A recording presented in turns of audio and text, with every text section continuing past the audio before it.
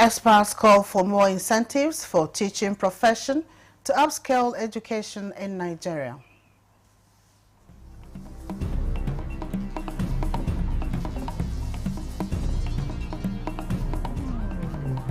National Agency for the Control of AIDS advocates domestic financing to sustain a national HIV response.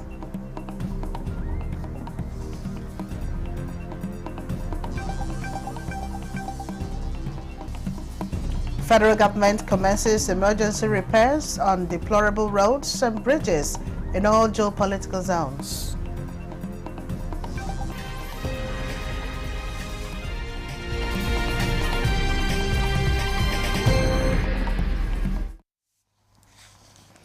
Experts in the education sector believe that investing in an infrastructure in colleges of education and universities, faculties of education, and incentives for the teaching profession are crucial steps towards improving the quality of education in Nigeria. The experts raised this point while discussing ending learning poverty in Nigeria on Good Morning Nigeria. Ekemini Williams monitored the discussion. Analysis has shed light on the dire state of education in rural areas, where a staggering 70% of 10-year-olds struggle to read and understand basic texts. Experts, including former Kogi State Commissioner of Education Rosemary Osikoya, pinpoint key challenges such as lack of teacher accommodation and motivation in rural areas and uneven implementation of policies in the sector. Things that needs to be done is the infrastructure we are talking about for school should not just be classrooms. There should be laboratories at that level. As basic as art is concerned, do we have art studios in basic schools? Do we have home economic labs in basic school? Because we see some interesting videos of Chinese children and babies playing around with sewing machines and adaptation of them, doing military drills and all of that. If the schools do not have this facility, if there's no accommodation for teachers, it's not rocket science. The person you post from one place to the other, that needs to be accommodated. The truth is that people don't want to stay in the rural areas, teachers. But then the question is, who are those employed? Are they children of the rural areas? They are children of the privileged people who are in the cities. Therefore, they are city boys and girls, and when you give them employment, they will not be willing to go there. Even the 150 that JAM is talking about as the entry qualification into the university, I have faulted it here on NTA, on the NTA. I went to the university scoring 202 so many years ago. My child should be struggling to score 250, 260, 270. We are lowering the standards of education, and that affects us in teacher training. To address this issue, experts recommend prioritizing primary education in rural areas and ensuring that it is functional and efficient. Some potential solutions include investing in infrastructure and resources in rural schools, providing incentives for teachers to work in rural areas, implementing programs to support and train rural teachers, and encouraging community involvement in education. But the point of me is that whatever you want to be, a doctor, a pilot, anything, you have to be taught by someone. So I think our government needs to go back. We need to take a look again at how we train our teachers and the investment we make in the process of training our teachers. Because I do remember then requesting that copies of all these policies agreed to from all the councils of education. It will be good that these are in a library somewhere in the states, where state policy persons who have to implement these are guided by this, and that decisions that are made are actually targeted. By addressing the root causes of this issue and working towards creating a more equitable education system, policymakers and educators can help ensure that all students have access to quality education regardless of their location. In Abuja, Ekemini Williams, NTA News. President Bola Tinubu has nominated Abdullahi Garuba Ramat as the new chairman and chief executive officer of the Nigerian Electricity Regulatory Commission, NERC. In a statement, the president describes 39-year-old Ramat as an electrical engineer and administrator with multiple high qualifications. President Tinubu also nominated 2 commissioners for the NEC. They are Abubakar Yusuf, Commissioner of Consumer Affairs, and Dr. Faud Olayinka Animasheo, Commissioner of Finance and Management Services. All nominations are subject to Senate confirmation. However, to avoid the leadership vacuum in the critical regulatory agency, the President directed that Ramat assume office in acting capacity pending his screening by the Senate as stipulated by law. The National Senior Citizen Center has extended heartfelt commendation to President Bola Ahmed Tinubu for the bold and historic move with the approval of pension increases and the rollout of free health care for Nigeria's senior citizens. The center's Director General, Omo Bolanle Akiyemiobe, says this is a landmark directive. Not only does it underscore the President's deep commitment to the welfare of retirees, but it also brings long overdue relief to millions of families who have contributed immensely to the nation's growth over the decades. In an official statement signed by the head of corporate affairs, Mr. Omini Oden, the NSCC highlighted the urgent attention given to the lingering police pension crisis and praised the establishment of a minimum pension guarantee under the contributory pension scheme. The center says this is more than a policy. It is a signal of restored dignity, inclusion, and justice for those who have served. Meet Borno farmers who till the land and bring forth the harvest that feeds their communities and beyond. But for them to reach their farmlands on time is always a challenge. Hours spent walking to their farmlands and carrying heavy loads have taken a toll on their bodies and their livelihoods. Thanks to the Borno State government's Free Farmers Transport Initiative, now farmers no longer have to trek for hours, easing the burden of transportation and renewing hope for a more productive harvest season. Pauline Kujevana brings us details.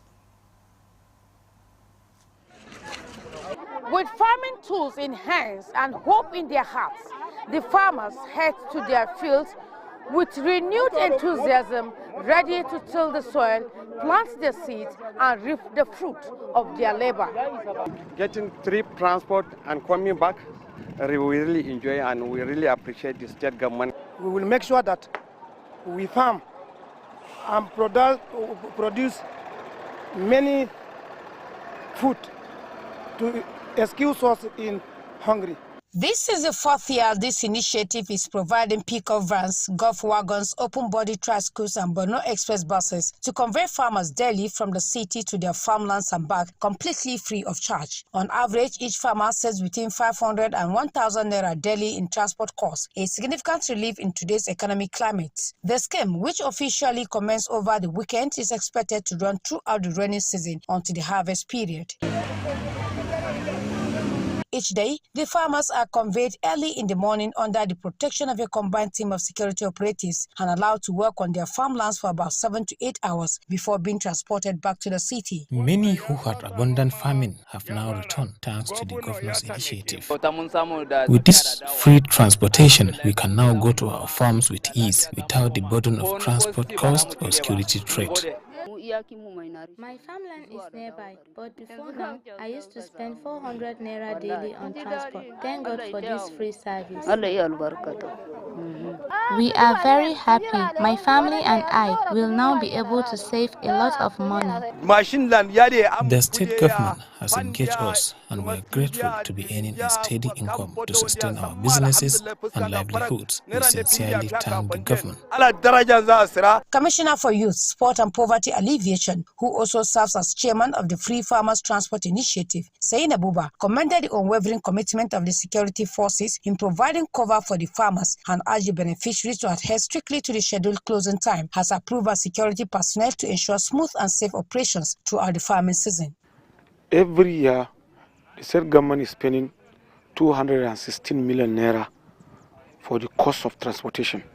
So I'm using this chance to call on all the farmers to ensure that we plant plants like sorghum, maize and millet.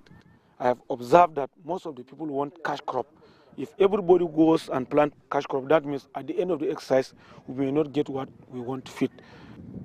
The Free Farmers Transport Initiative is one of the state government's ongoing efforts to revive agrarian livelihoods, strengthen food security, and cushion the economic impact of insurgency and displacement in Borno State. In Maiduguri, Paul Nkujevana, NTA News. Efforts to increase farm yields and enhance food security in the midst of harsh realities of climate change in Nigeria has continued, with emphasis on genetically modified or biotechnology seedlings, dispelling myths and misinformation surrounding GMOs. National Biosafety Management Agency and stakeholders visited some genetically modified farms in the FCT, and yours truly was on that entourage. Here's a report. Welcome you to the GMO farms in question. And right here we have stakeholders from the AATF, NOA, and of course the National Biosafety Management Agency, and a whole lot of people here to talk to us about this genetically modified maize. I'm sure it's obvious. If you look at this maize, it's so healthy, it's booming. I mean, it doesn't have insect infection and all of that. Very beautiful. Now let's take a look at this other farm that is not, by the way, genetically modified maize. So you can see this one is already infested with insects, loads of insects. And you can see the yield. And let me also let you know that this maize here was planted long before the other one. Andrew Nafwan's genetically modified or biotechnology maize farm, located in Kubwa, attracted this high-powered visit of officials whose mission is to verify and cascade the good news about success of GMOs and demystify the myths around it. Andrew is a police officer in the FCT. I said, let me make a try.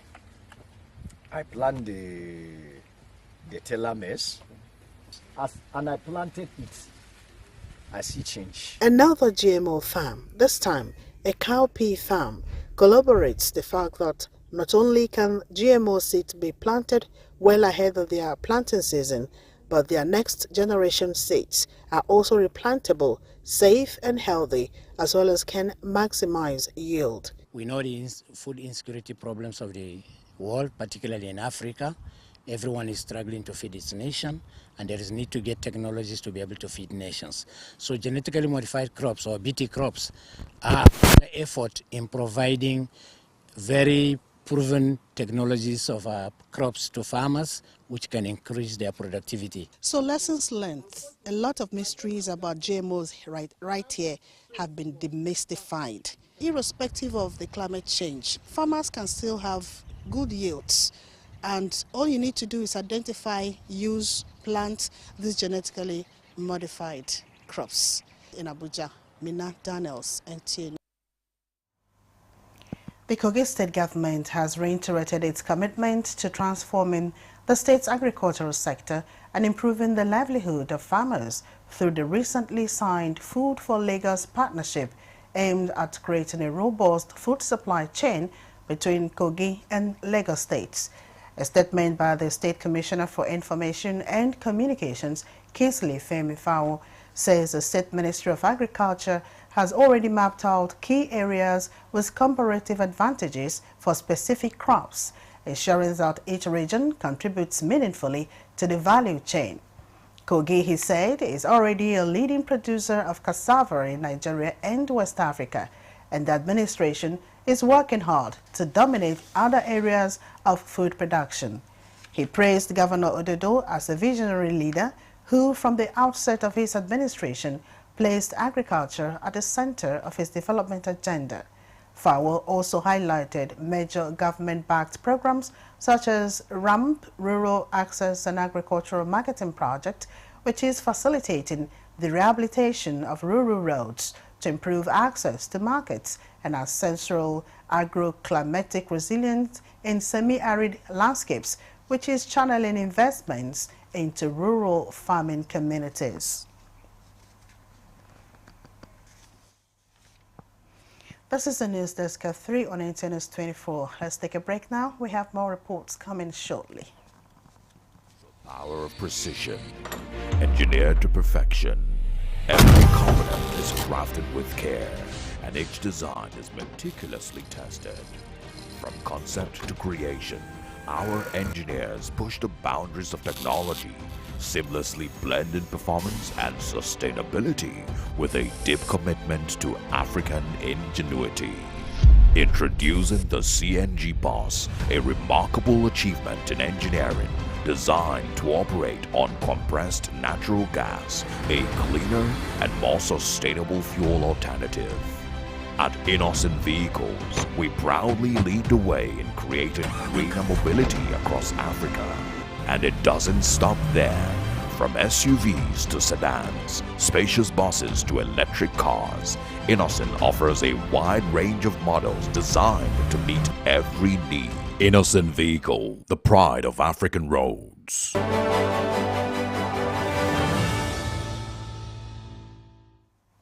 Thanks for joining us again. The National Agency for the Control of AIDS, NACA, says it is intensifying strategies around local drug production, health insurance coverage, and domestic financing to sustain the nation's HIV response. This was the highlight of the 7th National Council on AIDS held in Lagos. Joy Ken Abakboya reports.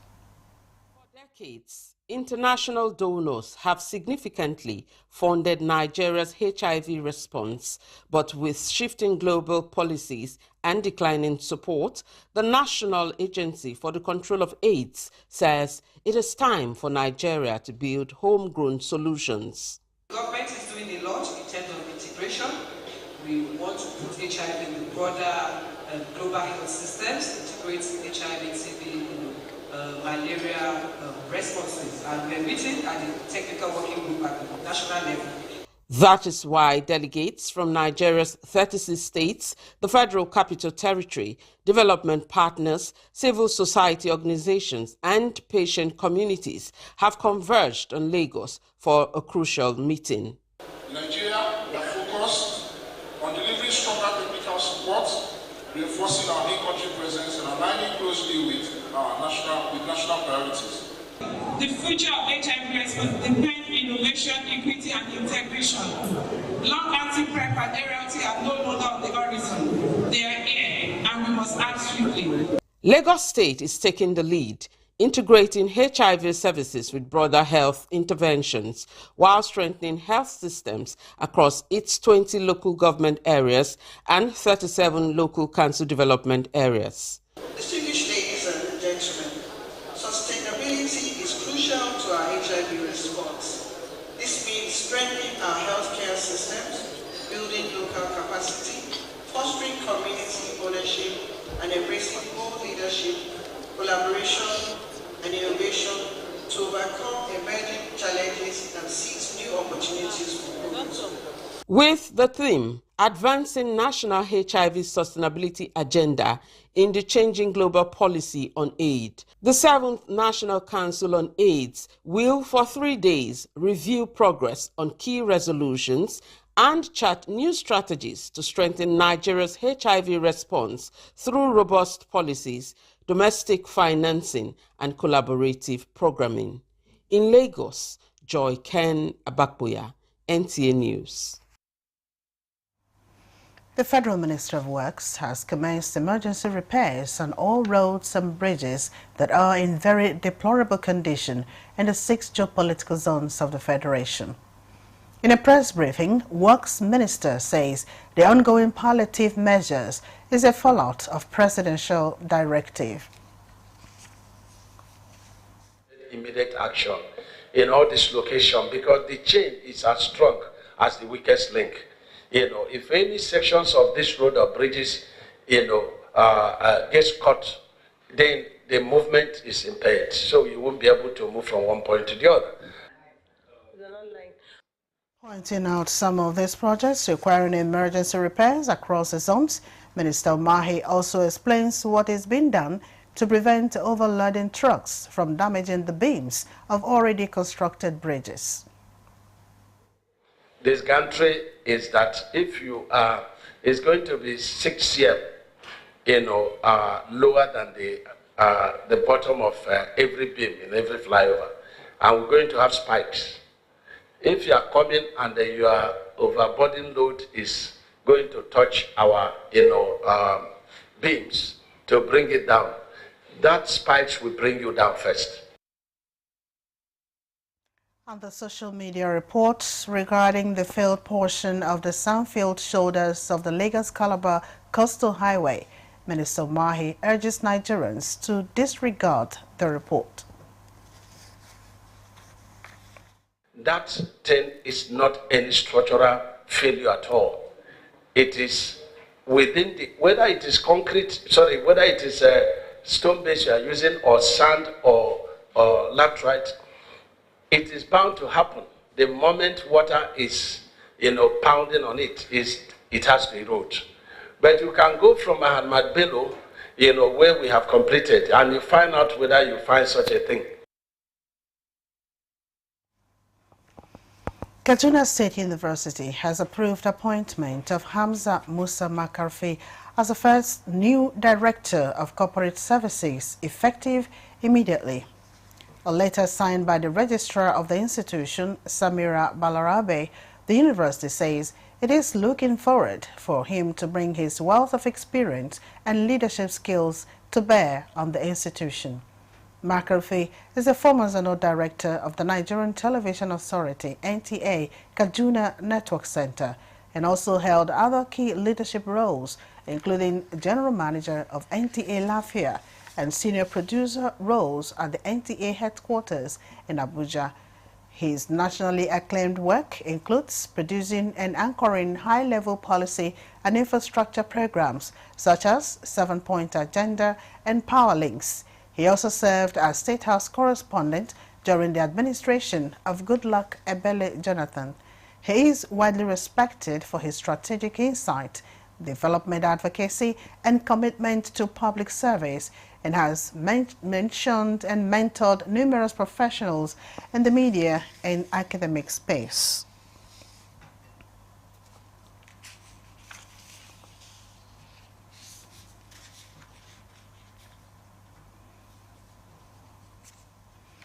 This is the news at 3 on 18 and 24. Here is a recap of our top stories.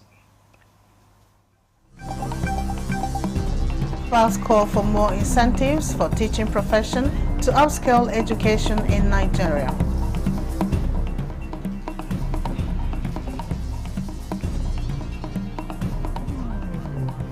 National Agency for the Control of AIDS advocates domestic financing to sustain national HIV response.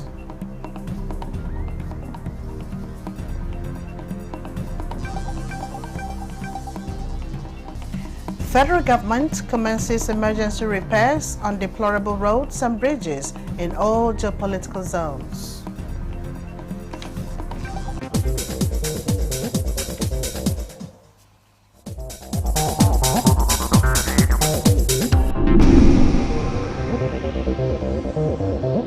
This is NTA News 24.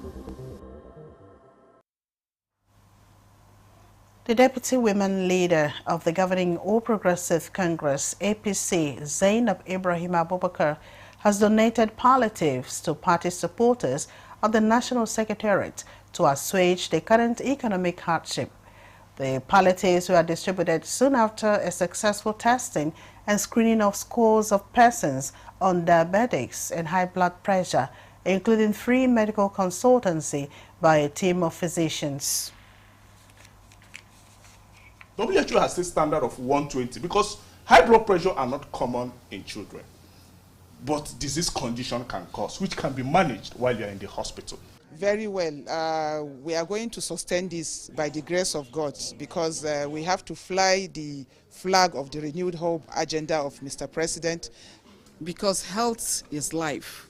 If you don't know your health status, that is why we keep hearing issues about sudden death and all that. Not only your blood pressure, not only your sugar level, your heart, they will test your kidney, your heart rate. The exercise is meant to enhance physical and mental health of party loyalists as well as improve their economic situations in line with the renewed hope agenda of Bola Ahmed Tinubu-led administration.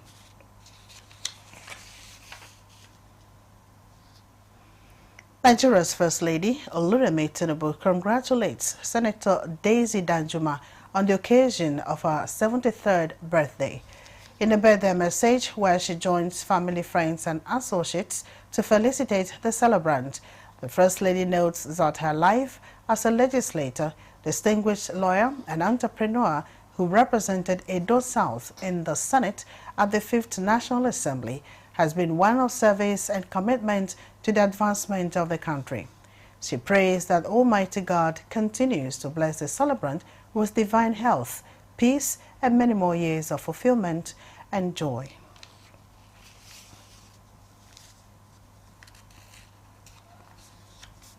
And that concludes the news at 3 on NTNS 24. Thanks for watching. I am Mina Daniels.